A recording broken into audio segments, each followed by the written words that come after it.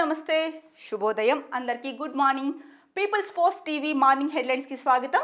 ఆంధ్రప్రదేశ్కు చెందిన ప్రధాన న్యూస్ పత్రికల్లో వచ్చిన వార్తాంశాలను ఒకసారి చూసి విశ్లేషిద్దాం. ముందుగా ఆంధ్రప్రదేశ్కు సంబంధించిన న్యూస్ పత్రికల్లో దిశ చూస్తున్నాం. దిశలో ప్రధాన బ్యానర్ ఐటమ్గా ఇచ్చిన ఐటమ్ జనవరి 31 నుంచి బడ్జెట్ సెషన్. రాష్ట్రపతి ద్రౌపది ముర్ము ప్రసంగంతో ప్రారంభం. ఫిబ్రవరి 1న పార్లమెంట్లో బడ్జెట్ ప్రవేశపెట్టనున్న కేంద్ర ఆర్థిక మంత్రి 8వసారి ప్రవేశపెట్టి రికార్డు సృష్టించనున్న నిర్మలా సీతారామన్.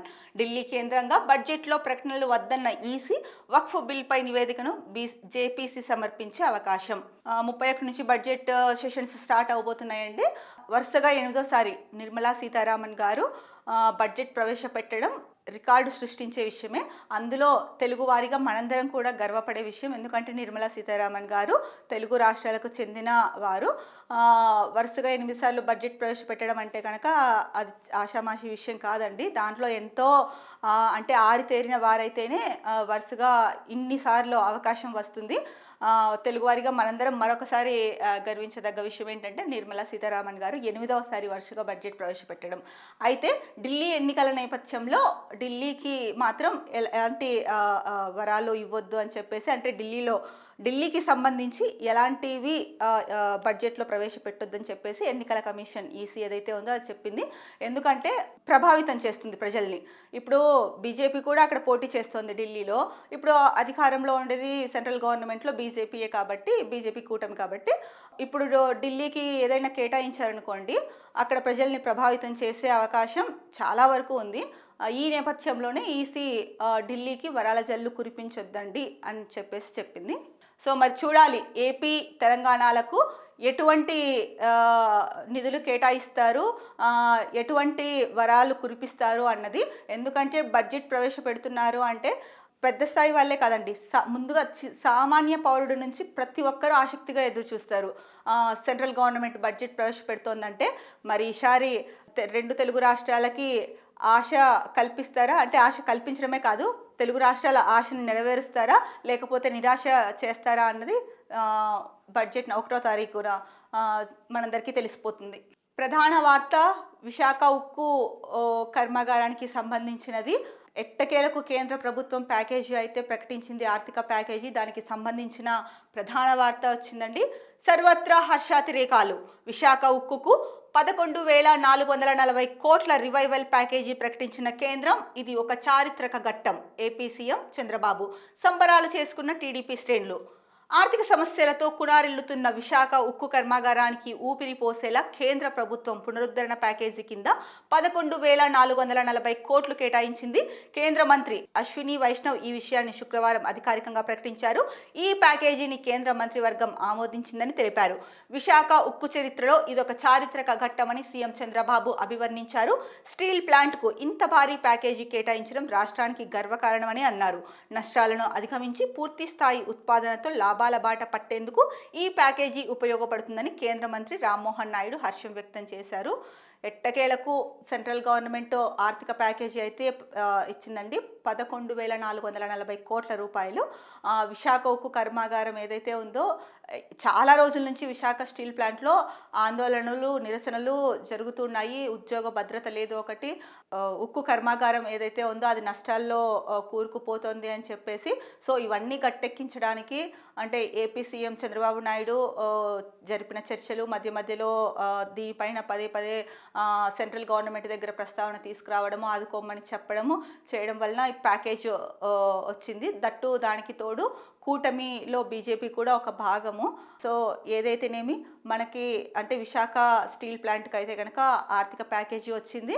దీన్ని మిస్యూజ్ చెయ్యకుండా సీఎం గారే విశాఖ స్టీల్కి వచ్చిన ఆర్థిక ప్యాకేజీని సద్వినియోగం చేసి ఉన్న ప్రాబ్లమ్స్ని తీర్చి మళ్ళీ ఉక్కు కర్మాగారానికి అంటే విశాఖ స్టీల్ ప్లాంట్కి పూర్వ వైభవం తీసుకురావాల్సిన బాధ్యత సీఎం గారిపైనే ఉంది. నిధులను అయితే మాత్రం ఏమాత్రం దుర్వినియోగం చేయకోకుండా సక్రమంగా దేనికి కేటాయించాలి, దేనికి కట్టాలి అంటే ఉన్నాయి కదండి, ఏవైతే బకాయిలు కానీ లేకపోతే ఉద్యోగులకు సంబంధించినది కానీ ఇవన్నీ అదంతా కూడా కరెక్ట్గా ఒక సిస్టమేటిక్గా చేసుకుంటూ వెళ్ళి ఎక్కడ రూపాయి కూడా దుర్వినియోగం చేయకోకుండా ప్రతి పైసాని కూడా దేనికైతే కేంద్ర ప్రభుత్వం ఇచ్చిందో దానికే కేటాయించండి. నిజంగానే ఇది కూటమి ప్రభుత్వం సాధించిన విజయమని చెప్పొచ్చండి. మరొక న్యూస్, ఫ్రీ హోల్డ్ భూములపై ఉపసంఘం రాష్ట్ర కేబినెట్ సంచలన నిర్ణయం. పేదలకు ఇళ్ల స్థలాల పంపిణీకి ఆమోదం. పట్టణాల్లో 2 సెంట్లు, గ్రామీణ ప్రాంతాల్లో 3 సెంట్లు. అభ్యంతరం లేని ప్రభుత్వ స్థలాల క్రమబద్ధీకరణకు గ్రీన్ సిగ్నల్. 62 నియోజకవర్గాల్లో అన్నా క్యాంటీన్లు. సీఎం చంద్రబాబు సారథ్యంలో మంత్రివర్గం భేటీ. వివరాలు వెల్లడించిన మంత్రి పార్థసారథి. ఓకే అండి, ఎట్టకేలకు రాష్ట్ర కేబినెట్ సంచలన నిర్ణయం అయితే తీసుకుంది. సీఎం చంద్రబాబు నేతృత్వంలో శుక్రవారం సచివాలయంలో జరిగిన కేబినెట్ సమావేశంలో పలు కీలక నిర్ణయాలు తీసుకున్నారు. మంత్రివర్గ భేటీ అనంతరం సమాచార, పౌర సంబంధాలు, గృహ నిర్మాణాల శాఖ మంత్రి కొలుసు పార్థసారథి ఆ వివరాలను మీడియాకు తెలియజేశారు. ఏంటంటే కనుక సుమారు 13.57 లక్షల ఎకరాల భూములను గత ప్రభుత్వ హయాంలో ఉద్దేశపూర్వకంగా ఫ్రీ హోల్డ్ చేశారని కేబినెట్ భావించింది. ఈ భూములపై సమగ్ర అధ్యయనం చేసి పేదవారికి ఎలాంటి ఇబ్బంది, అన్యాయం జరగకుండా, భూములు అన్యాక్రాంతం కాకుండా పారిశ్రామిక అవసరాలకు, నిరుపేదల ఇళ్ల స్థలాలకు ఈ భూములను వినియోగించే విధంగా చర్యలు తీసుకోవాలని సీఎం సూచించారు అని చెప్పేసి పార్థసారథి గారు చెప్పారు. చాలా మంచి నిర్ణయం అండి ఇది. ఎందుకంటే కనుక అలా ఫ్రీ హోల్డ్ చేసి ఉంచితే భూములు ఎవరికి ఉపయోగం లేదు కదా. దాని బదులు పరిశ్రమలకు అవ్వచ్చు, లేకపోతే ఇంకొకరు ఇప్పుడు ఇంటి స్థలాలకైతేనేమి ఇలా ఉపయోగించుకుంటే ఉపయోగపడతాయి. కానీ లేకపోతే ఆ భూములను అలా ఫ్రీ హోల్డ్లో పెట్టేసి కొన్ని సంవత్సరాలు అలా ఉంచేస్తే అన్యాక్రాంతం అయిపోతాయి. దాంట్లో ఎటువంటి సందేహము లేదు. కాబట్టి రాష్ట్ర ప్రభుత్వం ఏదైతే కేబినెట్ ఈ నిర్ణయం తీసుకుందో ఇది హర్షించదగ్గ నిర్ణయము. ఇంకొక ముఖ్యమైన న్యూస్ అండి, మేము గర్వించేలా చేశావు, వైఎస్ జగన్ భావోద్వేగ ట్వీట్. కింగ్స్ కాలేజీ నుంచి ఎంఎస్ ఉత్తీర్ణురాలైన కుమార్తెకు జగన్ అభినందనలు. సో మనం ఈ న్యూస్ చూసుకున్నామండి. ఏంటంటే కింగ్స్ కాలేజీ నుంచి ఎంఎస్ ఉత్తీర్ణురాలైన తన చిన్న కుమార్తె వర్ష ఎవరైతే ఉన్నారో వర్షకి జగన్ అభినందనలు చెప్పారు. ప్లస్ మేము గర్వించేలాగా చేశావు అని చెప్పేసి భావోద్వేగానికి లోనై ఎక్స్లో పోస్ట్ కూడా చేశారండి. ఫ్యామిలీతో అంటే జగన్ గారు, వారి సతీమణి, ఇద్దరు వాళ్ళ అమ్మాయిలు ఉన్న ఫోటో ఇచ్చారు ఇక్కడ.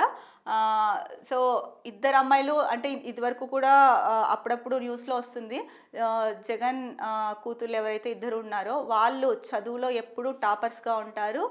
అంటే విదేశాల్లో చదువుకుంటున్నప్పటికీ మంచి కళాశాలల్లో సొంతంగా ర్యాంక్ తెచ్చుకొని వాళ్ళ కాళ్ళపైన వాళ్ళే ర్యాంక్ అంటే చదివి సొంతంగా చదువుకొని, అంటే పెట్టేది ఎలాగో పేరెంట్స్ చదివిస్తారండి, చదివించినప్పటికీ కూడా వాళ్ళ కృషి వాళ్ళు కూడా చేయాలి కదా. సో జగన్ కుమార్తెలు ఎప్పుడూ ఇందులో ముందుంటారు, మంచిగా చదువుకొని మంచి కళాశాలల్లో సీటు సంపాదించారు అన్న వార్తలు మనం గతంలో కూడా చూసాము. ఇప్పుడు ఆమె ఎంఎస్ అయిపోయింది, ఆ పట్టా అందుకుంటున్న నేపథ్యంలో వైఎస్ జగన్ చాలా భావోద్వేగానికి గురయ్యి ట్వీట్ చేశారండి. మరో ముఖ్యమైన న్యూస్ చూసుకుంటే కనుక, ఉద్యోగాలు, పెట్టుబడులే లక్ష్యం. మంత్రి లోకేష్ దావోస్ పర్యటన ఉద్దేశం ఇదే. 5 రోజుల పర్యటనలో 50 మందికి పైగా ప్రముఖులతో సమావేశాలు, 30 మంది దిగ్గజ పారిశ్రామికవేత్తలతో భేటీ కానున్న యువనేత. దావోస్ సదస్సు ఏదైతే ఉందో వరల్డ్ ఎకనామిక్ ఫోరం సదస్సు, దానికి లోకేష్ వెళ్తున్నారండి. లోకేష్తో పాటు మరికొంతమంది మంత్రులు, అధికారులు కూడా వెళ్తున్నారు. ఈ సందర్భంగా లోకేష్ ఏంటంటే రాష్ట్రంలో పెట్టుబడులపై చర్చలు జరుపుతారు. Next gen AI data factory, AI విశ్వవిద్యాలయం ఏర్పాటు అంశాలపై ఎన్విడియా ప్రతినిధులు, ఏఐ ఫర్ గుడ్ గవర్నెన్స్ పై గూగుల్ సంస్థ ప్రతినిధులతో రౌండ్ టేబుల్ సమావేశాల్లో లోకేష్ పాల్గొంటారంట.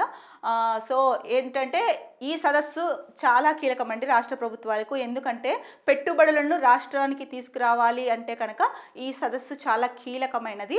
అక్కడ మనం వాళ్ళతో మాట్లాడే అంటే రాష్ట్ర ప్రభుత్వాలు వాళ్ళతో అంటే మన రాష్ట్రంలో ఉన్న వనరులు అయితేనేమి, వాళ్ళు పెట్టుబడులు పెట్టడానికి ఉన్న అనుకూలమైన వాతావరణం అయితేనేమి, ప్రభుత్వం అందించే ప్రోత్సాహకాలు ఏవైతేనేమి, వీటన్నింటి గురించి చెప్పి కంపెనీలని రాష్ట్రానికి తీసుకురావడంలో రాష్ట్ర ప్రభుత్వం కీలక పాత్ర పోషిస్తుంది.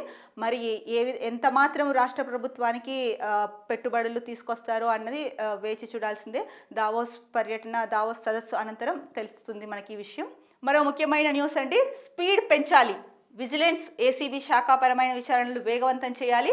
కేసులు ఏళ్ల తరబడి పెండింగ్లో ఉండడం ఏంటి? పెండింగ్ కేసుల వివరాలతో నివేదిక సిద్ధం చేయండి. అధికారులకు ఉప ముఖ్యమంత్రి పవన్ కళ్యాణ్ ఆదేశాలు. పవన్ కళ్యాణ్ ఏం చెప్తున్నారంటే అండి, ఓవరాల్గా ఉద్యోగుల పనితీరు మీద సున్నితమైన విజిలెన్స్ ఉండాలి. వారు అప్రమత్తంగా అత్యుత్తమంగా పనిచేయడానికి ఇది ఉపయోగపడుతుంది. అయితే ఉద్యోగులపై నమోదవుతున్న విజిలెన్స్ కేసులు, శాఖాపరమైన విచారణలు, దర్యాప్తులు, చర్యలు ఏళ్ల పాటు పెండింగ్లో ఉండిపోవడం ఉద్యోగుల పనితీరుపై ప్రభావితం చూపిస్తోందని ఉప ముఖ్యమంత్రి పవన్ కళ్యాణ్ అన్నారు. క్రమశిక్షణ చర్యలు, శాఖాపరమైన విచారణలకు సంబంధించి ఏళ్ల తరబడి పెండింగ్లో ఉన్న అంశం ఆయన దృష్టికి వచ్చింది. పంచాయతీరాజ్, గ్రామీణాభివృద్ధి, ఆర్డబ్ల్యూఎస్, అటవీ పర్యావరణ శాఖల్లో ఉన్న విజిలెన్స్, ఏసీబీ శాఖాపరమైన కేసుల వివరాలు, అవి ఎంతకాలంగా పెండింగ్లో ఉన్నాయి, అందుకు గల కారణాలపై సమగ్ర నివేదిక ఇవ్వాలని సంబంధిత శాఖల ముఖ్య కార్యదర్శులను ఆదేశించారు. తన శాఖల పరిధిలో విజిలెన్స్ రిపోర్టుల ఆధారంగా తీసుకునే చర్యల్లో వేగం పెంచేందుకు ప్రత్యేక మార్గదర్శకాలను సూచించారు. ఓకే అండి, పవన్ కళ్యాణ్ అంటే విజిలెన్స్, ఏసీబీ శాఖాపరమైన విచారణలు వేగవంతం అవ్వాలని చెప్పారు. నిజమే అండి, ఏదైనా ఒకరిపైన ఒక అభియోగం కానీ లేదంటే ఒకటి ఏదైనా వచ్చింది అంటే ఆ విచారణని అలా పొడిగిస్తూ ఏళ్ళ తరబడి అది అలా జరిగిపోతూ ఉంటుంది. ఒక్కొక్కసారి ఉద్యోగులు రిటైర్డ్ అయిపోయినా కూడా ఆశ్చర్యపోవాల్సిన అవసరం లేదనమాట. అలా ఉంటుంది ఒక్కొక్కసారి ఈ శాఖల పనితీరు. కాబట్టి పవన్ కళ్యాణ్ గారు ఏం చెప్పారు, స్పీడ్ పెంచాలి, శాఖాపరమైన ఏవైతే శాఖాపరంగా తీసుకోవాల్సిన చర్యలు ఏవైతే ఉన్నాయో ఆ చర్యలు తీసుకొని, అంటే విచారణ అనంతరం ఆ శాఖలు ఏవైతే ఉన్నాయో వాళ్ళు విచారణను వేగవంతం చేయాలని చెప్పారు. అందులో తన శాఖ ఏదైతే ఉందో, అంటే తన మంత్రిత్వ శాఖ ఏదైతే ఉందో దాంట్లో ఏంటంటే కనుక వీళ్ళిచ్చే రిపోర్ట్ ఆధారంగా, విజిలెన్స్ వాళ్ళు ఇచ్చే రిపోర్ట్ ఆధారంగా చర్యలు తీసుకునే అవకాశం ఉంది అన్నట్టు కూడా సూచించారు. ఇక మరో ముఖ్యమైన వార్తాపత్రిక ఏపీలో చూసుకుంటే కనుక ఈనాడు.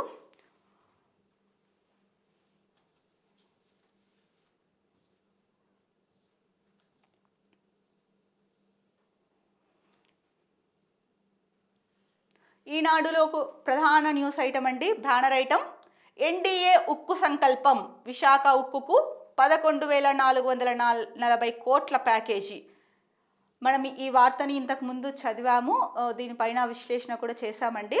అయితే ఇక్కడ ఇంకొక న్యూస్ ఇచ్చారు, దీనికి సంబంధించే ప్రధాని మోడీ గారు మాట్లాడింది ఇంతకుముందు న్యూస్ పేపర్స్లో ఇవ్వలేదు. అంటే ప్రధాన ఫస్ట్ న్యూస్ పేపర్ ఏదైతే ఉంటుందో ఫస్ట్ పేజ్ అందులో ఇవ్వలేదు. ఇక్కడ మనం చూసుకుంటే కనుక ప్రధాని గారు ఏం మాట్లాడారో, అంటే ఎక్స్లో ఆయన ట్వీట్ చేశారు, దాన్ని ఒకసారి చూద్దాం. ప్రజల హృదయాల్లో ప్రత్యేక స్థానం, విశాఖపట్నం ఉక్కు కర్మాగారానికి ఏపీ ప్రజల హృదయాల్లో ప్రత్యేక స్థానం ఉంది. ఈ కర్మాగారానికి 10,000 కోట్లకు పైగా పెట్టుబడిని మద్దతుగా అందించాలని మంత్రివర్గ భేటీలో నిర్ణయించాం. ఆత్మనిర్భర్ భారత్ లక్ష్య సాధనలో ఉక్కు రంగానికి ఉన్న ప్రాధాన్యాన్ని అర్థం చేసుకొని ఈ చర్య తీసుకున్నామని చెప్పేసి ఎక్స్లో ట్వీట్ చేశారు ప్రధాని నరేంద్ర మోడీ గారు. సో ఎట్టకేలకు విశాఖ స్టీల్ ప్లాంట్కు మీరు ఏదైతే ప్యాకేజీ ప్రకటించారో 11,440 లక్షల కోట్లు, ఇది అభినందనీయము, గర్వించదగ్గ విషయము, హర్షణీయం. ఏపీ ప్రజల తరఫున మీకు కృతజ్ఞతలు ప్రధాని గారు. పేదలకు గ్రామాల్లో 3 సెంట్ల స్థలం, పట్టణాల్లో 2 సెంట్లు, అభ్యంతరం లేని ఆక్రమణల క్రమబద్ధీకరణకు దరఖాస్తుల స్వీకరణ, ధాన్యం కొనుగోలుకు 700 కోట్ల రుణం, రాష్ట్రంలో మరో 63 అన్న క్యాంటీన్ల ఏర్పాటు, మంత్రివర్గ నిర్ణయాలు. మనం ఇక్కడ ఫోటో కూడా ఇచ్చారండి. మంత్రివర్గ సమావేశంలో మాట్లాడుతున్న సీఎం చంద్రబాబు, చిత్రంలో డిప్యూటీ సీఎం పవన్ కళ్యాణ్, మంత్రులు, ఉన్నతాధికారులు. ఈ మీటింగ్లో అయితే అంటే ఇళ్ల స్థలాలకి అదే ఫ్రీ హోల్డ్ చేసి పెట్టారో ల్యాండ్స్, ఆ ల్యాండ్స్ని వినియోగించుకునేలాగా చర్యలు తీసుకుంటామని చెప్పారు. లేకపోతే అవి అన్యాక్రాంతం అయిపోతాయని చెప్పారు. దానికి సంబంధించి అంటే మీటింగ్లో జరిగిన అంశాల గురించి కొలుసు పార్థసారథి గారు ఎవరైతే మంత్రి ఉన్నారో ఆయన వెల్లడించారో, మనం ఇందాకే చూసాము ఆ వార్తల్ని. దానికి సంబంధించి ఈనాడు కూడా ఇచ్చింది ప్రధాన బ్యానర్ ఐటంగా. ఇంకొక ముఖ్యమైన న్యూస్ చూసుకుంటే క్రీడా రత్నాలు, ఖేల్ రత్న, అర్జున్ పురస్కారాల ప్రదానం శుక్రవారం రాష్ట్రపతి భవన్లో ఘనంగా జరిగింది. రాష్ట్రపతి ద్రౌపది ముర్ము నుంచి ఖేల్ రత్న పురస్కారాన్ని ప్రపంచ చెస్ ఛాంపియన్ దొమ్మరాజు గుకేష్ అర్జున అవార్డును ఈనాడు లక్ష్య పారా అథ్లెట్ జీవాంజీ దీప్తి స్వీకరించారు. సో పారా ఒలింపిక్స్లో భారతదేశము చాలా చాలా బాగా ఆడి ఎక్కువ విజయాలని, అవార్డులని సొంతం చేసుకుంది. ముఖ్యంగా ఖేల్ రత్న అవార్డులో 4 వరించాయి. అందులో ఒకరు గుకేష్, తర్వాత మను బాకర్, హర్మన్ ప్రీత్ సింగ్, ప్రవీణ్ కుమార్, వీళ్ళ 4 ఖేల్ రత్న అవార్డులు వచ్చాయండి. అలాగే అర్జున అవార్డులు, ద్రోణాచార్య అవార్డులు కూడా మొత్తం 32 మందికి అర్జున అవార్డులు ఇవ్వడం జరిగింది. అయితే నిన్న రాష్ట్రపతి ద్రౌపది ముర్ము గారి చేతుల మీదుగా వీళ్ళు అవార్డులు అందుకున్నారు. దానికి సంబంధించిన ఫోటో ఇక్కడ ఇచ్చారు. ఇంకొకటి ఏంటంటే కనుక అర్జున అవార్డుని లక్ష్య పారా అథ్లెట్ జీవాంజీ దీప్తికి అందజేయడం జరిగింది. జీవాంజీ ఎవరైతే ఉన్నారో జీవాంజీ దీప్తి తను తెలుగు అమ్మాయి కావడం మనందరికీ అంటే గర్వించదగ్గ విషయము. ఒక రకంగా చెప్పాలంటే పారాలింపిక్స్లోనే ఎక్కువ పథకాలు సాధించింది ఈసారి ఇండియా. ఎవరైతే ఇది ఇప్పుడున్న యువతకి కానీ పిల్లలకి కానీ చాలా స్ఫూర్తిదాయకము. క్రీడల్లో రాణించాలి అనుకుంటున్నారో వాళ్ళకి, అలాగే పేరెంట్స్ కూడా మీ పిల్లల్ని ఎంతసేపు మనం ఇదివరకు 3 రోజుల క్రితం మాట్లాడుకున్నాము, పిల్లల్ని చదవండి అని యాంత్రికంగా తయారు చేయకుండా వాళ్ళకి ఇష్టమైన క్రీడలు అవ్వచ్చు, లేకపోతే అదర్ యాక్టివిటీస్ వేరే అవ్వచ్చు, అంటే క్లాసికల్ డ్యాన్స్ కానీ ఇలాంటివి ఏదైనా అవ్వచ్చు, వాటిల్లో వారిని ప్రోత్సహించండి. వారు విజయపథం వైపు నడుస్తారు. వాళ్ళకి కూడా మానసికోల్లాసం ఉంటుందండి. సో మీ పిల్లలు కూడా రేపు పొద్దున ఇలాగే స్పోర్ట్స్లో మీరు కనుక వాళ్ళని ప్రోత్సహించారంటే కనుక, వాళ్ళకి ఇష్టమైన స్పోర్ట్స్లో ప్రోత్సహిస్తే కనుక రేపొద్దున మీ పిల్లలు కూడా ఇలా ఖేల్ రత్న అవార్డు తీసుకోవచ్చు, అర్జున అవార్డు తీసుకోవచ్చు, ఇంకా అత్యుత్తమమైన అవార్డ్స్ ఏవి ఉన్నాయో అవన్నీ అందుకునే అవకాశం ఉంది. ముఖ్యంగా అవార్డుల సంగతి పక్కన పెడితే కనుక వారి మానసికోల్లాసానికైతే మాత్రం పిల్లల్ని ఎంతసేపు చదువు మీదనే కాకుండా చదువు ఉండాలి, చదువుతో పాటు అదర్ కరికులం యాక్టివిటీస్ ఉండాలి, వారికి ఇష్టమైన దాంట్లో వారిని ప్రోత్సహించండి. తల్లిదండ్రులకు మరొక్కసారి ఇది పీపుల్స్ పోస్ట్ టీవీ తరఫున మనవి చేస్తున్నామండి. ఇంకొక న్యూస్ ఐటమ్, పండుటాకులే కదా అని పక్కన పెట్టారో ఇక అంతే సంగతులు. కడుపున పుట్టిన బిడ్డలు కన్నవారిని వదిలించేసుకుంటామంటే కుదరదు. ఆస్తులను అనుభవిస్తున్న అయిన వారు ఏరు దాటాక తెప్ప తగిలేస్తామంటే చట్టం ఒప్పుకోదు. జీవితమంతా ఎన్నో త్యాగాలు చేసిన అమ్మా నాన్నలను అగచాట్లు పెట్టినా, వారి ఆత్మాభిమానాన్ని దెబ్బతీసిన, వారసత్వంగా వచ్చిన ఆస్తులను తిరిగి ఇచ్చేయాల్సి రావచ్చు, జైలు ఊచలు లెక్క పెట్టాల్సి రావచ్చు. సో పిల్లల్ని పెంచి పోషించి వాళ్ళు ఎలాంటి పరిస్థితుల్లో ఉన్నా సరే పిల్లలకి మంచి భవిష్యత్తు ఇవ్వాలన్న ఉద్దేశంతో వారి కష్టాన్ని కూడా పిల్లలకి తెలియకోకుండా పిల్లల్ని పెంచి పెద్ద చేసి వారికి కావలసిన అన్ని సదుపాయాలు ఏర్పాటు చేస్తారు తల్లిదండ్రులు.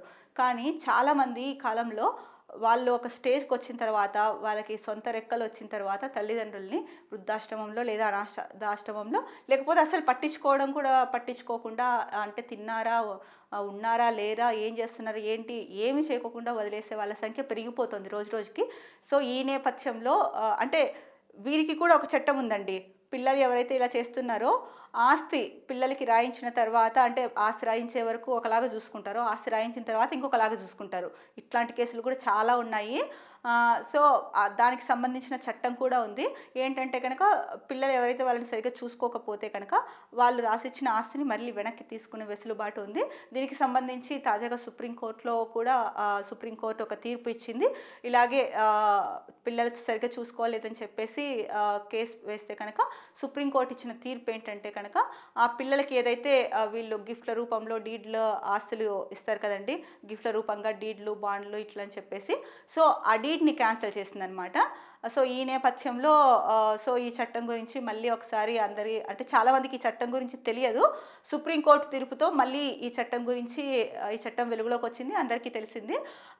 సో కాబట్టి మీరు ఎంతసేపు ఉన్నా సరే తల్లిదండ్రులు ఏం కోరుకోరండి మీ నుంచి, మీరే వాళ్ళ నుంచి ఆస్తులు అంతస్తులు కోరుకుంటారు. చాలామంది తల్లిదండ్రులు కోరుకునేది ప్రేమ ఆప్యాయత మాత్రమే. చిన్నప్పుడు మీరు పుట్టి బుడిబుడి అడుగులు వేసుకుంటూ వెళ్ళినప్పుడు మిమ్మల్ని ఎలా చూసుకొని మిమ్మల్ని ఒక స్థాయికి తీసుకొచ్చారో, వృద్ధాప్యం వచ్చిన తర్వాత తల్లిదండ్రులు కూడా చిన్నపిల్లలతో సమానం. వృద్ధులు పిల్లలు ఒకటి అని ఎందుకంటారు? వృద్ధాప్యంలో చిన్నపిల్లలు ఎలా చేస్తారో అలాగే ఉంటారు చాలామంది. ఎందుకంటే ఏజ్ పెరిగే కొద్దీ ఆరోగ్యంలో మార్పులు వస్తాయి. వయసు రీత్యా చాలా అంటే ఇప్పుడు ఏజ్ పెరగకుండానే యంగర్ ఏజ్లో ఉంటేనే హార్మోన్ ప్రాబ్లమ్స్ అవి ఇవి అని చెప్పేసి చాలా రకాల ప్రాబ్లమ్స్ వస్తున్నాయి. అలాంటిది ఏజ్ పెరిగే కొద్దీ ఒక వయసు వచ్చిన తర్వాత రకరకాల సమస్యలు వస్తూ ఉంటాయి. సో వాళ్ళు ఇవన్నీ కూడా ఏం పట్టించుకోరండి. అమ్మాయి కానీ అబ్బాయి కానీ సంతోషంగా పలకరిస్తే చాలు, ప్రేమగా చూసుకుంటే చాలు, అదొక్కటే వాళ్ళు ఆశించేది. మీరు ఇచ్చే ఆస్తి అది. వాళ్ళు మీకు ఎన్నో ఆస్తులు ఇస్తారు, కానీ మీరు ఇచ్చే విలువైన ఆస్తి ఏంటంటే ప్రేమ ఆప్యాయత. సో ఇంకొక న్యూస్ ఐటమ్ చూసుకుంటే కనుక సిఐడి మాజీ చీఫ్ సునీల్ కుమార్పై విచారణకు ఆదేశాలు. విచారణాధికారిగా ప్రత్యేక ప్రధాన కార్యదర్శి సిసోడియా. సుప్రీంకోర్టులో 3 ఏళ్ల పాటు నడిచి సాక్షాత్ ఆ కోర్టు తిరస్కరించిన కేసులో కొత్తగా ఎఫ్ఐఆర్ దాఖలు చేయడాన్ని ఏమనాలో మీ విజ్ఞతకే వదిలేస్తున్నా అంటూ సర్కార్ నిర్ణయాన్ని విమర్శిస్తూ సామాజిక మాధ్యమాల్లో పోస్టు పెట్టిన సిఐడి పూర్వ విభాగాధిపతి పివి సునీల్ కుమార్పై విచారణ చేపట్టాలని రాష్ట్ర ప్రభుత్వం నిర్ణయించింది. సీనియర్ ఐఏఎస్ అధికారి, ప్రభుత్వ ప్రత్యేక ప్రధాన కార్యదర్శి ఆర్పి సిసోడియాను విచారణాధికారిగా నియమించింది. ఈ మేరకు సిఎస్ విజయానంద్ శుక్రవారం ఉత్తర్వులు ఇచ్చారు. విజిలెన్స్ అండ్ ఎన్ఫోర్స్మెంట్ విభాగం డైరెక్టర్ జనరల్ హరీష్ గుప్తా ఈ కేసును విచారణాధికారి ముందు ప్రజెంట్ చేయాలని ఉత్తర్వుల్లో పేర్కొన్నారు. ఇప్పటికే ఈ కేసుకు సంబంధించి సునీల్ కుమార్పై అభియోగాలు నమోదయ్యాయి. ఆ అభియోగాలు సరైనవి కావని వాటిని కొట్టివేయాలని సునీల్ కుమార్ విన్నవించగా ప్రభుత్వం దాన్ని తిరస్కరించింది. అసలు ఏంటి కేసు అన్నది ఒకసారి చూసుకుంటే కనుక 2021 మే 14న రాజద్రోహం కేసులో తనను అరెస్టు చేసిన ఏపీ సిఐడి అధికారులు కస్టడీలో హతమార్చేందుకు యత్నించారంటూ శాసనసభ ఉపసభాపతి రఘురామకృష్ణరాజు గుంటూరు నగరపాలెం పోలీసులకు 2024 జూలై 11న ఫిర్యాదు చేశారు. దీంతో హత్యాయత్నం, నేరపూరిత కుట్ర, బెదిరింపు తదితర సెక్షన్ల కింద సునీల్ కుమార్పై కేసు నమోదు చేశారు. ఈయనతో పాటు మాజీ సీఎం జగన్, అప్పటి నిఘా విభాగాధిపతి సీతారామాంజనేయులు, నాటి సిఐడి అదనపు ఎస్పీ విజయ్ పాల్ మరికొందరు నిందితులుగా ఉన్నారు. సో ఈ కేసు నమోదు నిర్ణయాన్ని సునీల్ కుమార్ తప్పుపడుతున్నారండి. దీనికి సంబంధించి సిఐడి ఈయనపై విచారణకు ఆదేశాలు ఇచ్చింది రాష్ట్ర ప్రభుత్వము. దానికి సునీల్ కుమార్పై విచారణ చేపట్టాలని నిర్ణయించిన నేపథ్యంలో సీనియర్ ఐఏఎస్ అధికారి ఆర్పి సిసోడియాని విచారణాధికారిగా నియమించింది. ఇక మరో ప్రధాన వార్తాపత్రిక సాక్షి అండి. సాక్షిలో ఏం న్యూస్ వచ్చిందో ఒకసారి చూద్దాం. బ్యానర్ ఐటంలో సో బ్యానర్ ఐటమ్గా మొదటి న్యూస్ ఐటమ్, సో 31 నుంచి బడ్జెట్ సమావేశాలు, ఇది మనం ఆల్రెడీ చూసాం న్యూస్. అలాగే పేదల ఇళ్లకు ఎసరు, గత ప్రభుత్వం కేటాయించిన స్థలాలపై కన్నేసిన కూటమి సర్కార్, ఇల్లు కట్టుకోని నిరుపేదల స్థలాల కేటాయింపుల రద్దు, కాలనీల్లోనూ ఇళ్ల నిర్మాణం చేసుకోని వారి కేటాయింపుల రద్దు, 22A నిషేధిత జాబితా నుంచి తొలగించిన భూములపై ప్రభుత్వం దృష్టి, 13.59 లక్షల ఎకరాలను పారిశ్రామిక అవసరాలకు వాడుకునే యోజన వచ్చే కేబినెట్ నాటికి ఇన్ఛార్జి మంత్రులు ప్రతిపాదనలతో రావాలని ఆదేశం, అభ్యంతరం లేని ప్రభుత్వ స్థలాలను ఆక్రమించి ఇల్లు కట్టుకున్న చోట్ల క్రమబద్ధీకరణ, హేతుబద్ధీకరణ పేరుతో సచివాలయాలు సిబ్బంది కుదింపు, 2500 లోపు జనాభా ఉన్న సచివాలయాల్లో ఇక 6 ఉద్యోగులు, మిగతా వారు ఇతర శాఖలకు కేబినెట్ నిర్ణయం. కేబినెట్ మీటింగ్ ఏదైతే జరిగిందో ఆ కేబినెట్ మీటింగ్లో చంద్రబాబు నాయుడు తీసుకున్న నిర్ణయం ఏంటంటే 2500 లోపు జనాభా ఉన్న సచివాలయాల్లో 6 మంది ఉద్యోగులే ఉంటారు, మిగతా వారు వేరే శాఖలకు వెళ్తారని చెప్పేసి నిర్ణయించింది. అలాగే గత ప్రభుత్వ హయాంలో ఇళ్ల స్థలాలు ఇచ్చిందో అర్హులైన వాళ్ళకి, అయితే ఆ ఇల్లు కట్టుకోవడానికి వాళ్ళ దగ్గర డబ్బులు ఉండాలి కదండి. డబ్బులు లేకపోవడం వల్ల ఆలస్యం చేస్తుండొచ్చు. సో ఆ ఇంటి స్థలాలను రద్దు చేసే యోచనలో కూటమి సర్కారు ఉందని చెప్పేసి సాక్షిలో ప్రధానంగా వార్త అయితే వచ్చింది. కాకపోతే చంద్రబాబు నాయుడు గారు ఇక్కడ గుర్తుపెట్టుకోవాల్సింది ఏంటంటే, చంద్రబాబు నాయుడు గారి హయాంలో కూడా ఇళ్ల స్థలాలు ఇచ్చినప్పుడు ఎవరైతే వాటిని అలా వదిలేశారో వాటిని ఆ తర్వాత వచ్చిన వైకాపా ప్రభుత్వం వాటిని వెనక్కి తీసుకోలేదు, రద్దు చేయలేదు. నాకు తెలిసి దానికి సంబంధించిన న్యూస్ కూడా ఎక్కడ వచ్చినట్టు అయితే అనిపించలేదు.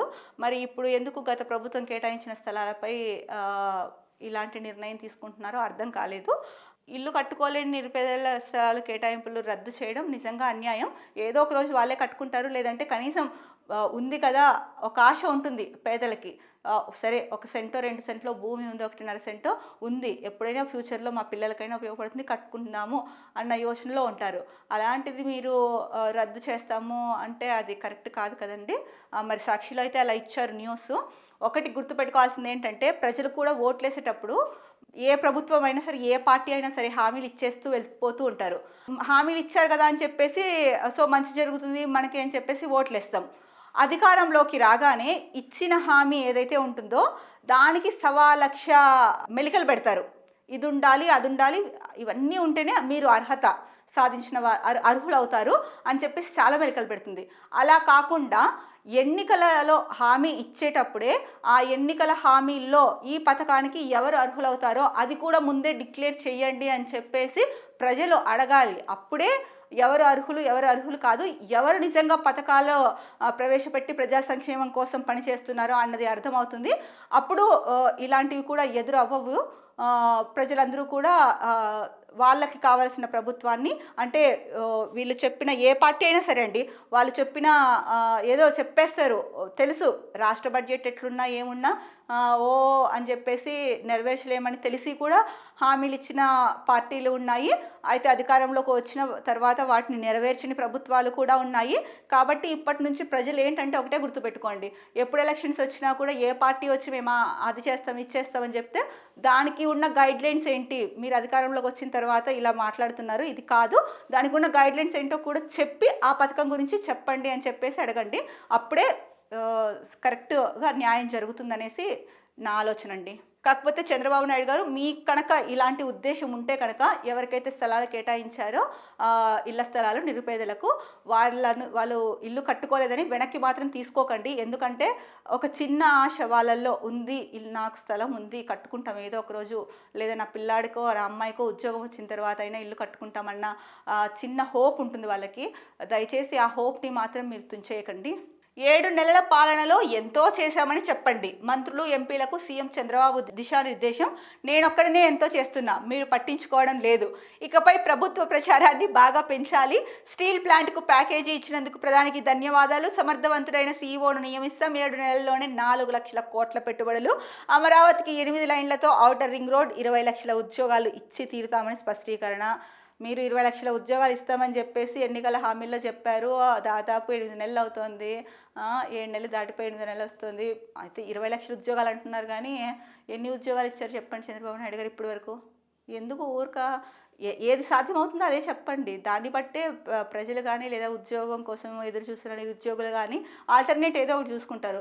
ఇట్లా ఊరించి ఊరించి చివరికి ఉసురోమనిపిస్తున్నారు మీరు. మీరు ప్రతిసారి ఇలాగే చేస్తారండి. ఎందుకు అట్లా? ఇంత సీనియర్ అయి ఉన్నారు మీరు, ఇంత సీనియర్ అయ్యండి ఇట్లా అబద్ధాలు చెప్పడం ఏమాత్రం అయినా సమంజసమా? మీరే చెప్పండి ఒకసారి. సమంజసం కాదు కదా. ఎందుకు ఆడుకుంటారు నిరుద్యోగులతో లేకపోతే ప్రజలతో? ఇది ఆడుకోవడమే అవుతుందండి. ఎందుకంటే మీరు ఇంతకుముందు సీఎంగా ఉన్నప్పుడు కూడా మీ పాలన చూశారు అందరూ, చూసాం మేము కూడా. అప్పుడు కూడా ఇలాగే చేశారు. అప్పుడు ఏం చేశారు? గతంలో వైకాపా ప్రభుత్వం వచ్చింది, దానికి ముందు మీరే అంటే తెలంగాణ నుంచి ఏపీ విడిపోయిన తర్వాత మీరే సీఎం అయ్యారు. సీఎం అయినప్పుడు మీరు ఏం చేశారు? చాలా చెప్పారు. కానీ చివరి ఎలక్షన్స్ వస్తాయనగా ముందుగా పసుపు కుంకుమ పేరుతో మహిళలకి ఒక పథకం ఇచ్చేశారు. ఇట్లా ఉంటుంది మీ వ్యవహారం. అట్లా కాదండి. రాష్ట్ర ఆర్థిక పరిస్థితి అందరికీ తెలుసు కాబట్టి ఏది చేయగలుగుతారో అదే చేయండి, కానీ అదే చెప్పండి. అంతేగాని అనవసరంగా ఆశలు కల్పించి లాస్ట్కు వాళ్ళ ఆశల మీద నీళ్లు చల్లకండి. ఈ న్యూస్ చూడండి, నవ్వాలనిపిస్తుంది ఈ న్యూస్ని చూస్తే. చెప్పుకోవాలంట 7 నెలల పాలనలో ఎంతో చేశామని చెప్పుకోండి అని చెప్పేసి సాక్షాత్ సీఎం గారే చెప్తున్నారు. ఇదేమన్నా కరెక్టా? మీరు చేసింది చెప్పుకోండి, అంతేగాని ఎంతో చేశామని ఎందుకు చెప్పుకోవాలి?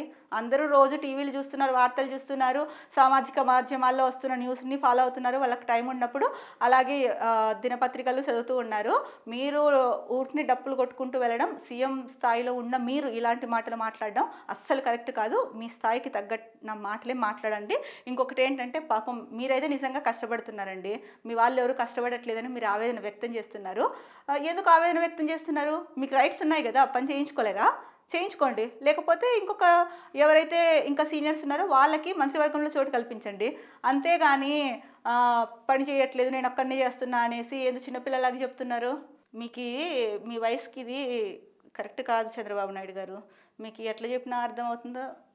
కొన్నిసార్లు మీకు తెలిసినా కూడా ఎవరైనా చెప్పింది వినాలంటే ఈగో అడ్డం వస్తుందన్నమాట. సో మీ పై అధికారి అంటే మీకంటే సీనియర్స్ ఎవరైనా మీకు అడ్వైజ్ ఇచ్చినా కూడా దాన్ని తీసుకోవాలంటే మీకు ఈగో ఎక్కడో అడ్డొస్తుంది. అందులో వయసు పెరుగుతుంది, చాదస్తం కూడా ఉంటుంది అనుకోండి కొంచెం. బట్ అవి పక్కన పెట్టేసి రాష్ట్రానికి ఉపయోగపడేది చేయండి. ఊరిక ఉద్యోగాలు ఇస్తామని చెప్పి లేదా అంటే అది ఇస్తామని చెప్పి ఇది ఇస్తామని చెప్పేసి ఆశలు కల్పించి చివరికి ఆశల మీద నీళ్లు చల్లకండి. మీరు చెప్పిన హామీల్లో ఒకటి ఏదైతే ఉందో ఉచిత బస్సు ప్రయాణం, అది 2 నెలల్లో చేస్తామన్నారు. చూద్దాం 2 నెలల్లో చేస్తారేమో. విద్యార్థుల ఓటు ఇంగ్లీష్ మీడియానికే. 10th తెలుగు మీడియం పరీక్షలకు కానరాని స్పందన. 100 మందిలో 7 మాత్రమే తెలుగు మీడియానికి ఆప్షన్. సర్కారు బడులను తెలుగు మీడియంలోకి మార్చేందుకు కూటమి విశ్వ ప్రయత్నం. తెలుగు మీడియంలో పరీక్షలు రాయాలని ఒత్తిడి చేసిన స్పందన అంతంతే. 2024-25లో 6.64 లక్షల మంది 10వ తరగతి విద్యార్థులు, 51,037 మంది మాత్రమే తెలుగులో పరీక్ష రాసేందుకు దరఖాస్తు. విద్యార్థులు కోరుకున్న మీడియంనే అందించిన వైఎస్ జగన్ ప్రభుత్వం గతేడాది స్వచ్ఛందంగా ఇంగ్లీష్లో పరీక్షలు రాసిన 2.20 లక్షల ప్రభుత్వ విద్యార్థులు. ఏమండి, ఏ మాటకు ఆ మాట. పార్టీలు ప్రభుత్వాలు వీళ్ళకి ఫేవరా వాళ్ళకి ఫేవరా అవన్నీ కాదు. ఏ పార్టీ బాగా చేసిందో అంటే అధికారంలోకి వచ్చిన తర్వాత దాన్ని గుర్తుంచుకుంటారు ప్రజలు ఎవరైనా. అది గుర్తుంచుకున్నారు కాబట్టే ప్రజలు, పిల్లల తల్లిదండ్రులు ఎవరైతే ఉన్నారో ముఖ్యంగా విద్య, వైద్య, ఆరోగ్య రంగానికి ఎంత చేసిందో గత ప్రభుత్వము అందరికీ తెలిసిందే. సంక్షేమానికి ఎంత పెద్ద పీట వేసిందో కూడా అందరికీ తెలిసిందే. అందులో భాగంగానే ప్రపంచ స్థాయిలో మన విద్యార్థులు పోటీ పడాలి అన్న ఉద్దేశంతో వాళ్ళకి స్కూల్ ఏజ్ నుంచే ఇంగ్లీష్ మీడియాన్ని ప్రవేశపెట్టింది గత ప్రభుత్వం. దాన్ని నిర్వీర్యం చేసే ప్రయత్నం చేస్తోంది కూటమి ప్రభుత్వం అని చెప్పేసి న్యూస్ వచ్చింది ఇక్కడ. కాకపోతే చాలామంది విద్యార్థులు మాత్రం మేము ఇంగ్లీష్ మీడియంలోనే ఉంటాము, ఇంగ్లీష్ మీడియంలోనే ఎగ్జామ్ రాస్తామని చెప్పేసి చెప్తున్నారు. 10th తెలుగు మీడియం పరీక్షలకు కారణాన్ని స్పందన అన్నది కూడా ఇచ్చారు. సో మీరు నేటి బాలలే రేపటి పౌరులు కదండి.